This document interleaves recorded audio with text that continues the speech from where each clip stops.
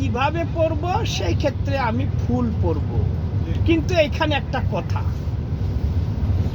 মনে করুন আপনি মুসাফির, আপনি মক্কায় থেকে রিয়াদে এসেছেন, মাত্র সর্বোচ্চ 4 দিন অথবা 4 দিনের কমে যদি আপনি কোথাও থাকার ইচ্ছা করেন, তাহলে আপনি মুসাফির হিসাবে গণ্য। কিন্তু আপনি নতুন এক জায়গায় এসে আপনার টার্গেটই কমপক্ষে 5 দিন বা তার বেশি টাইম থাকবেন, তাহলে কিন্তু আপনি সেখানে পৌঁছার পরে আপনি মুকিম হয়ে যাবেন।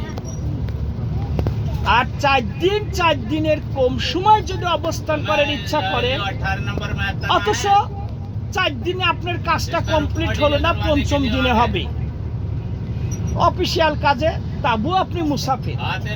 এখন 5ম দিনের হলো না, 6ঠ দিনে হবে। এইভাবে একদিন করতে যদি 1 বছরও হয়ে যায়, তাও আপনি মুসাফির।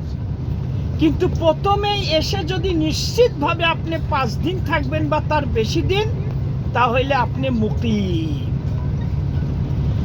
এখন আপনি মুসাফির, রিয়াদে এসেছেন 100 কিলোমিটার দূরের থেকে বা তার অধিক দূরত্ব পথ অতিক্রম করে জোহরের নামাজ প্রথম 2 রাকাত হয়ে গেছে, লোকাল ইমাম। সেই ক্ষেত্রে আপনি যদি শেষের 2 রাকাত পান, আপনার জন্য দুটাই অপশন, দুটাই সুযোগ আছে। আপনি 2 রাকাত হেমিয়ার সাথে পড়ে আপনি সালাম ফিরতে পারেন, কারণ আপনি মুসাফির, আপনার জন্য জোহর 2 রাকাত। আবার যেহেতু লোকাল ইমাম 4 রাকাত পড়ছে, এই জন্য তার ইক্তেদা করণার্থে আপনি বাকি 2 রাকাত একাও পড়তে পারেন। দুটাই অপশন আছে। বুঝে আসলো না মনে হয়?